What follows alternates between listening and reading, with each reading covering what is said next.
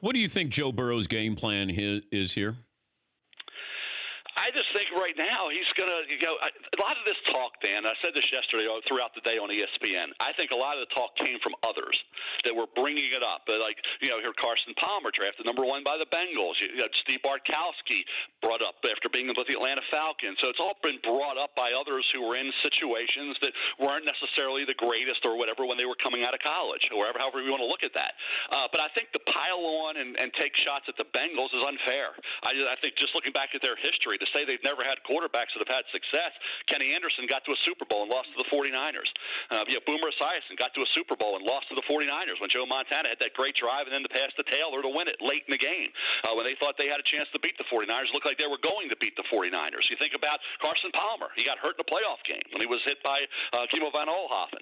And then you think about Andy Dalton. He had success. He was almost beat the Steelers. It wasn't his fault they lost that 18-16 game to the Steelers. Okay, so I think the quarterbacks that have been there have had success. So but Burrow is talking about leverage. He has leverage. What leverage does he have?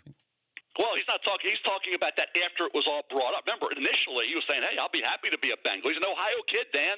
I mean, do you really want any negativity about a city you're going to and an organization you're going to cropping up now? If you're going in there, you want to be the toast of the town when you're selected. But why didn't he say that? Why doesn't he just say, "I can't wait to be a Bengal"? Well, he said that initially, and then I think everybody's putting thoughts in his mind, and those thoughts are coming from outside sources. What he needs to do is step up and say, "No, if I'm the Bengal, I'm happy."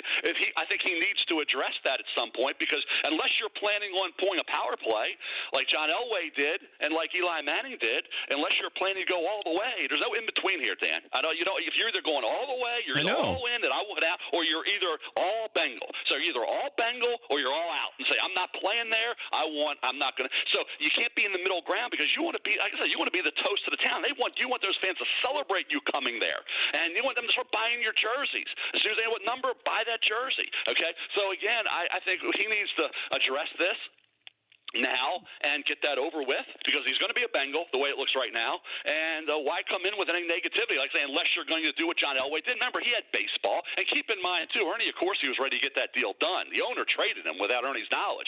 Ernie, of course, he was ready to get that deal done with John Elway. And he'd have been a Baltimore Colt, not a Denver Bronco. So that trade was a steal for the Broncos, because Ernie didn't make that trade. So, again, that was a different circumstance, different era. Then you think about what happened with Eli. Well, you had 3 quarterbacks who were all pretty much interchangeable in that draft. Okay, Eli, Ben, and Phillip were all pretty much interchangeable. So the Chargers were pretty happy to get Phillip Rivers. They weren't like saying, "Oh, geez, we got a guy with a much lower grade." They had the same grade. This year, you have what complicates matters is Tua's injury. Tua has 3 lower extremity injuries. You don't know, durability-wise, how his career is going to go.